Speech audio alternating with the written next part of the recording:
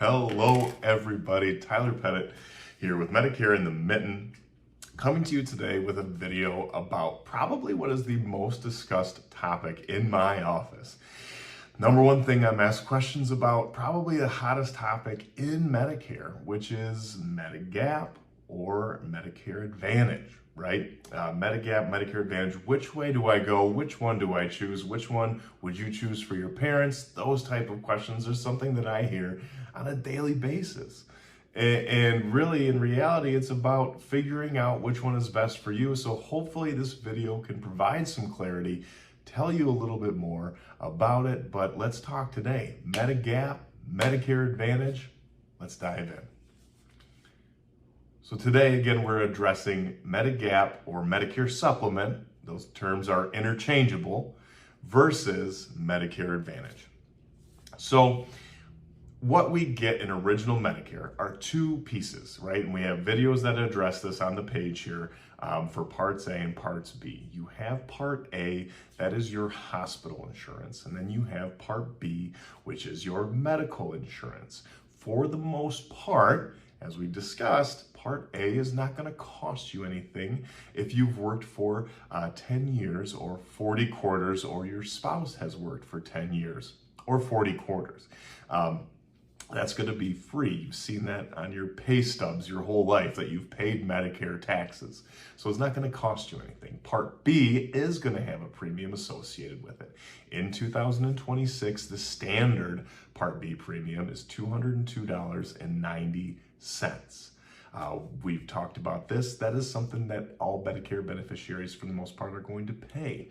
If you're drawing Social Security, that's removed from your monthly check automatically. If you're not drawing it yet, you are going to receive a quarterly bill in the mail from Social Security for those monthly premiums for Part B. So you have Part A and you have Part B. Those are it's your original Medicare in its traditional form. And really, when it comes down to it, you have two options. You have two ways you can choose to address your health care. Now that you've received your Medicare card in the mail, it has both Parts A and B active, and you're ready to make an election.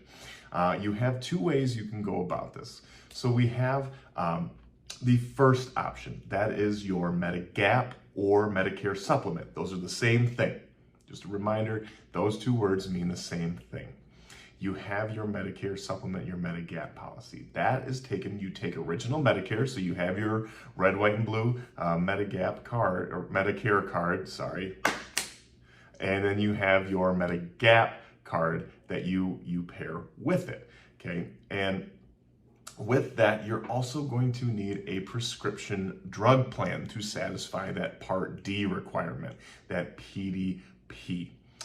So you have your original Medicare, you have your Medigap, and you have your prescription drug card. These Medigap policies are going to cover everything that original Medicare does, right? So everything related to your health care. So what are the pros of taking the Medicare supplement route, option number one? Well, some pros of it is an open network. You have the freedom to see any doctor that you so choose, as long as they take original Medicare. And that can be a doctor right here in Michigan. That can be a doctor in Texas, Arizona, Florida, California, North Dakota. That does not matter nationwide. As long as they take original Medicare, they're going to take your supplement. You're going to have, for the most part, low out-of-pocket medical exposure, right? Low medical bills. And depending on the plan that you choose, as far as a Medigap or a Medicare supplement is concerned, you might really only be subject to the Part B deductible of $283 in 2026. You're not going to have prior authorization requests. You're not going to need referrals.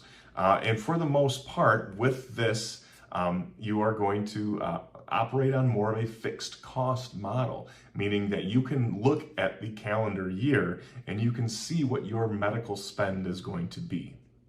All right, you can predict what your medical spend is going to be in the calendar year. So it operates more on a fixed cost model. But what are some cons, right? Those are pros, and what are the cons? Well, on top of paying your monthly Part B premium, These Medigap policies are going to come with a monthly premium, and that ranges anywhere from $100 a month to $180 per month. And they tend to increase year over year, anywhere from 15 to 20%. They don't include any kind of ancillary type benefits, so they're not going to include a dental or a vision, right? For the most part, there may be specific procedures or specific visits that could be or could be not covered. That's going to be up for you and your provider to figure out. But they're not going to include those ancillary type benefits. And then, of course, again, you've got to pair it with a standalone prescription drug plan. So that's option number one. And as far as those supplements go, they are standardized, meaning it doesn't matter which insurance carrier's name is on the card. They all have to function the same way, right? They are going to function the same way as a federal requirement. So it does not matter what name is on that card. It doesn't matter if it's blue, green, or orange. If we're thinking of the big three here in the state of Michigan, it's going to operate the same way as a Medigap policy. So that's the option number one. Option number two is Medicare Advantage, also referred to as Medicare Part C. Right? Medicare Advantage, also referred to as Medicare Part C. And this is when the private insurance carrier takes over for original Medicare. So you get your Medicare card, you can put that away. I recommend laminating it actually, because it's going to help it last a lot longer. I don't know about you, my wallet, I put anything in there that's paper, it's going to, it's going to be a problem. So you are going to get that card from the private insurance carrier that's going to replace original Medicare, because they're the ones that are going to be managing your healthcare, because they contract with Medicare to do so. These plans will be structured more similarly to the health insurance plans that you've grown accustomed to in your life leading up to this point. They may have a small deductible, they may have no deductible at all. It's going to have a set of cost share provisions in place that's going to be deemed by that carrier. So it's going to be co-pays, it's going to be co-insurance, and that plan is going to have an out-of-pocket maximum. So it is going to cap what your medical spend is going to be in a given year. And again, depending on the plan, that could range anywhere from $4,000 to $7,000.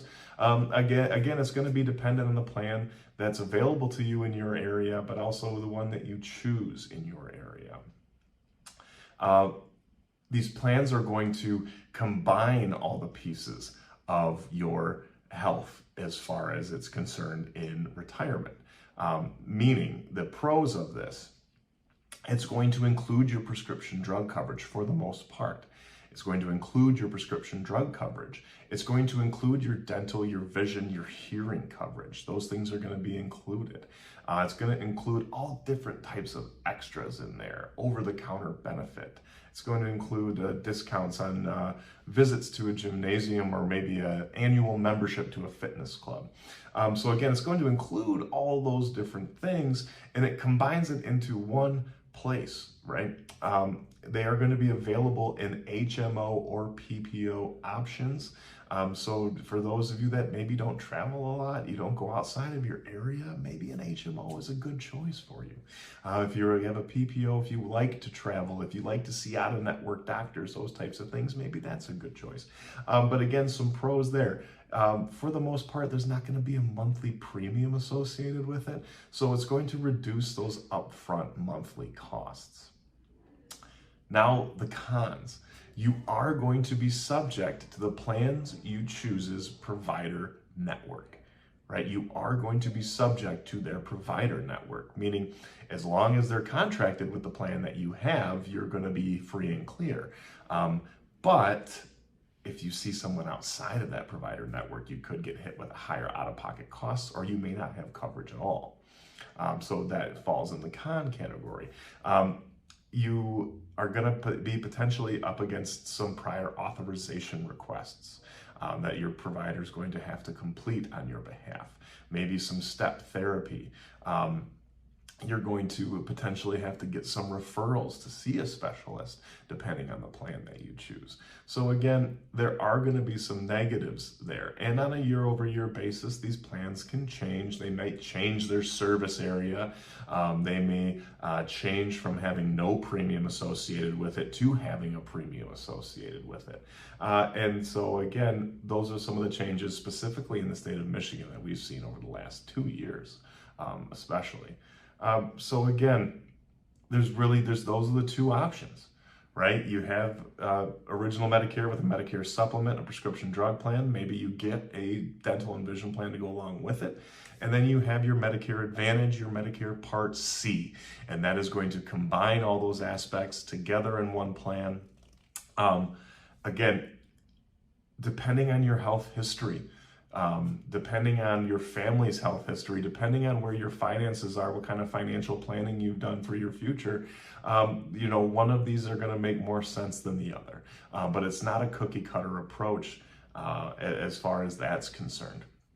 An important note here is in the state of Michigan, when it comes to Medicare supplements, we are what they refer to as a guaranteed issue state. Meaning when it's your initial enrollment into Medicare, and this is what they call your open enrollment for Medigap. For the most part, this is when your Part B is going to be active. You have a guaranteed issue right, meaning you're not going to be medically underwritten for the Medigap policy that you choose, right? There's not even going to ask about your height and weight.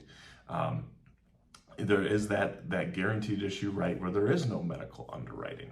Once you get outside of that window, there is going to be some medical underwriting. So maybe you chose Medicare Advantage for the first 5 years and decided I want to go from Medicare Advantage to a Medicare supplement during the annual election period from October 15th to December 7th.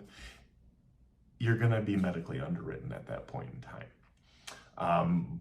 But conversely, if you want to go from a Medicare supplement, because maybe 5 years down the road, the upfront monthly cost just isn't feasible for you anymore, and that's okay. But maybe it's just not feasible anymore. At that point in time, you can go from a Medicare supplement to a Medicare Advantage plan during that annual election period with no questions asked. There's no medical underwriting involved. This is something we talk to our clients about on a daily basis. We advise on.